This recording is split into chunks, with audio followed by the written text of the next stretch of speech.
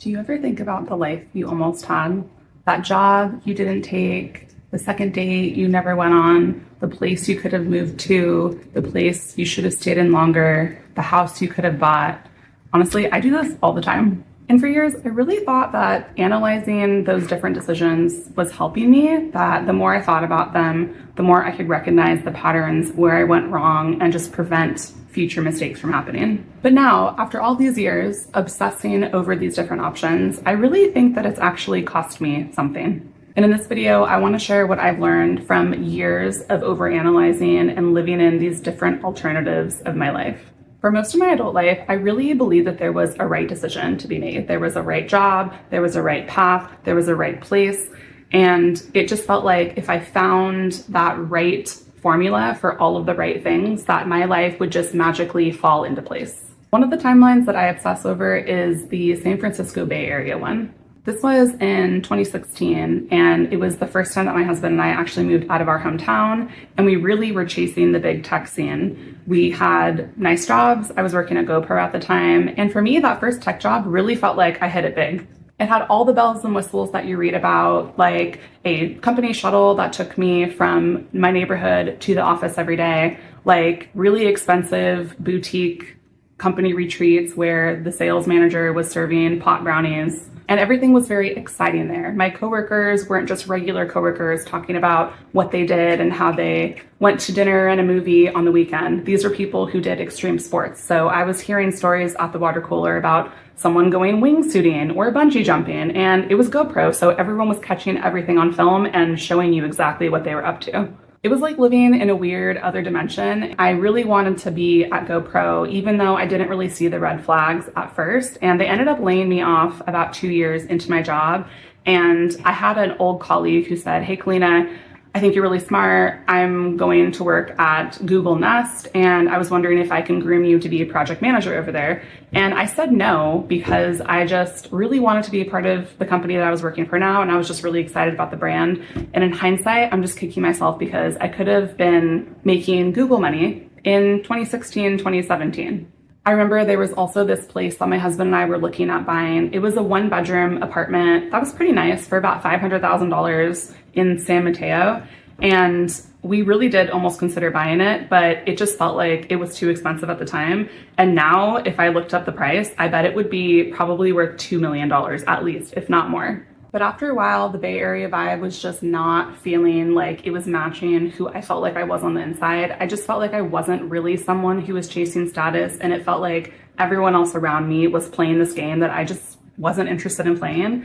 So we're talking to some of our friends who were kind of like us, and then they had made this really drastic move and moved to this rural Virginia area, and they had an amazing lifestyle. They bought this really big house with a lot of land, and they had a lot of disposable income because they were working remotely at San Francisco Bay Area level tech jobs, but also living a really cost of living lifestyle.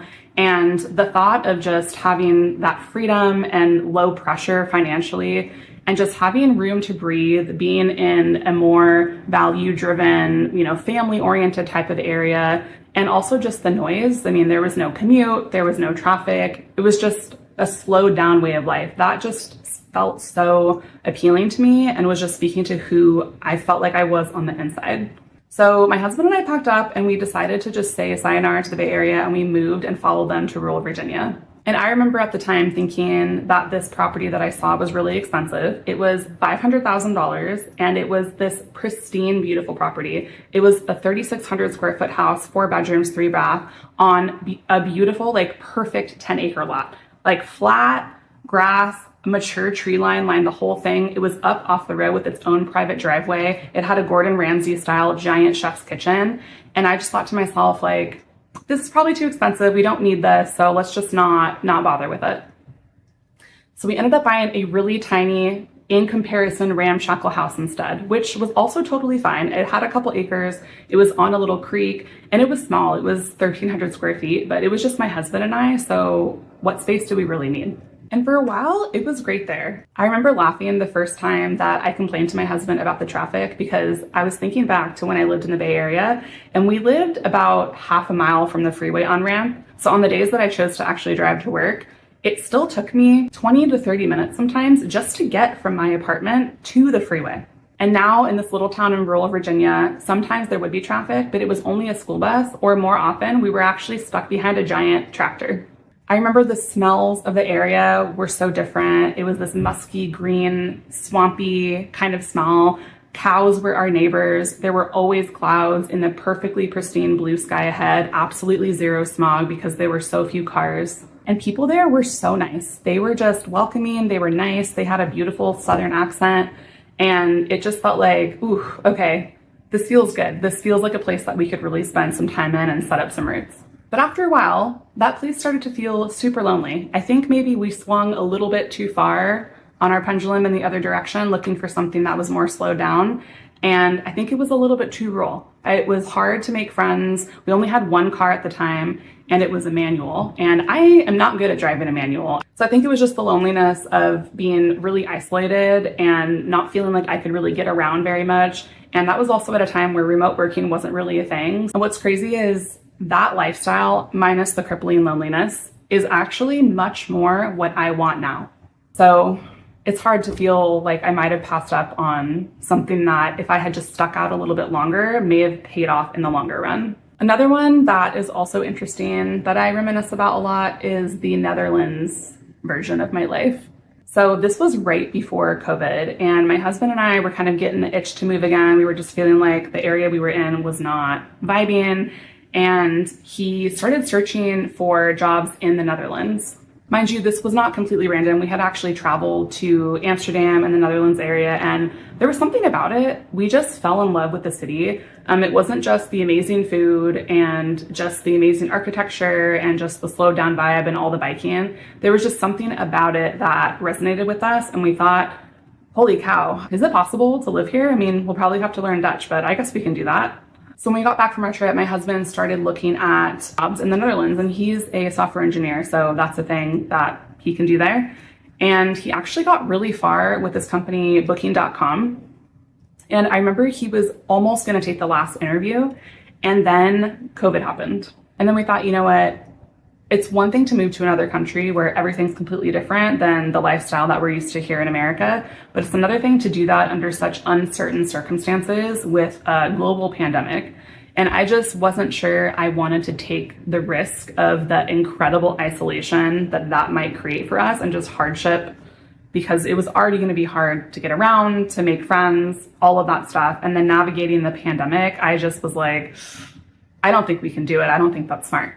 But of course, hindsight, I am thinking, okay, we missed out on our Euro adventure because now we have kids. And while I hope that someday we can get to a place where we can do a 10-hour airplane with both my kids and do the time zone changes and all of the differences in their normal schedule and explore something really cool together, I just don't see that happening until they're older. And I'm going to be older too. And now I wish that I had given us that opportunity to have that kind of experience, because it wasn't just have been cool to be in the Netherlands and doing a different thing. It would have also given us access to the rest of Europe, which I have never explored before. And everything is really accessible by train. Everything's really close, especially when you're used to living in the United States where everything is so far and the country is so huge.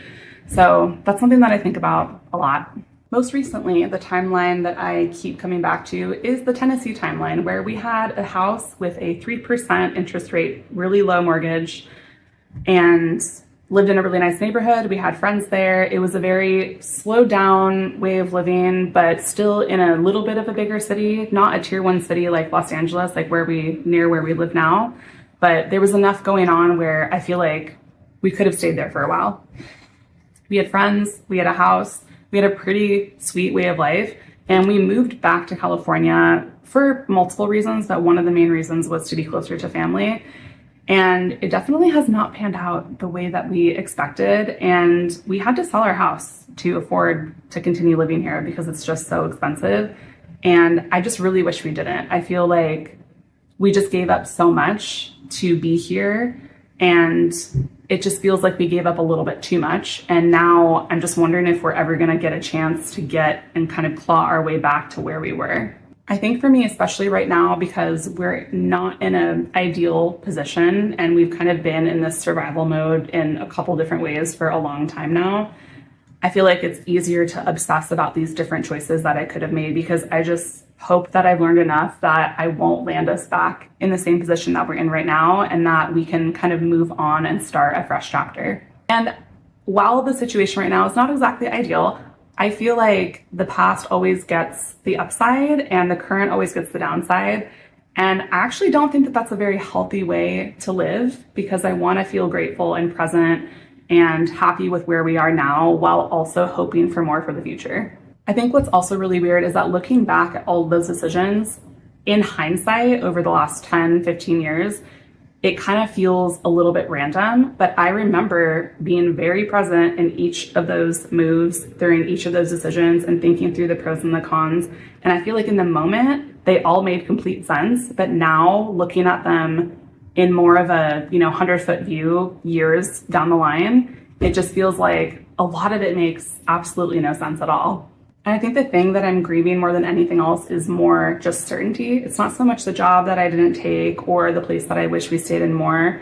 It's just having more knowns. Because at this stage, I think what I really want to know is, if I had chosen differently, would things actually be better? But of course, the truth is, I'll never know. So here are the lessons that I've learned. First, everything has a trade-off. There's always an upside and there's always a downside. So in the Bay Area, trade-off, could have made a lot of money. Downside, felt like I was getting burnt to a crisp, just working so hard and traveling so much and working such long hours and feeding into this rat race that I just didn't want to do. Sort of related, but I feel like I also only see one side of the timeline. So for example, I got laid off from the last major company that I was working at that I really wanted to be a full-time mom. And I've spent the last nearly 4 years doing that. And that's a decision that I really stand by and that I'm super, super grateful for and would not trade for anything. But also, I wouldn't have been able to do that if I was still working for these companies, because everyone around me would be telling me that I should be working because that's what everyone did. That's what everyone did that I was coming into contact with. And it was just a normal way of life. And I feel like if I hadn't stepped away and taken that time, then I don't think that I would be the same mom that I am today. The other thing that I learned is that I've been judging old decisions with information that I have today. And I actually don't think that that's fair, because I'm not the same person as I was at 22 or 28 or like I am now, 29 for the 7th time. The past me wasn't working with today's knowledge. It's hard to be able to apply the same logic in hindsight. The next thing I'm learning is that I think my fear isn't really of the past and what I've missed out on. I think my fear more than anything is really of the future, because the stakes are higher now. I am a mom. I have 2 kids now. I have a 7-month-old and I have an almost 4-year-old boy. We're not in the same financial position that we were when, we didn't have any other responsibilities when we were in our early 20s. So I think it's just the fear of not wanting to repeat those same mistakes. So right now, I think it's just a matter of just being petrified that I'm just going to make the wrong decision, so that in another 5-10 years, I'm going to look back at the next big decision that I make and think, oh my God, Kalina, like, you did it again. Haven't you learned anything from the last 15 years of making weird choices? The last thing that I'm learning is that living in these alternative timelines, I think, can be a good teacher, but they also don't get a present day vote. I think they can help me understand what I value and what I maybe would change in the future and the kind of person that I want to be now. But they don't just get to control the life that I'm building today from this point forward. So these days, I'm just trying to ask a different question. Not would life have been better if I had done these other, but more like, what kind of life am I actually building from here? Because I can spend years mourning and grieving and analyzing these versions of my life that maybe could have happened, maybe wouldn't have happened, but that's not going to help me build something now. And I still have a lot of life ahead of me. I would rather channel my energy into making my future count. And that's not to say I won't still think about all those decisions. I think I'll always think about that house in Virginia, the Bay Area. I think I'll always think about what it might have been like to bike through the Netherlands without any kids. I don't think the goal is to stop wondering. I think the goal is more to just stop letting those alternative versions have so much autonomy over my life from now on.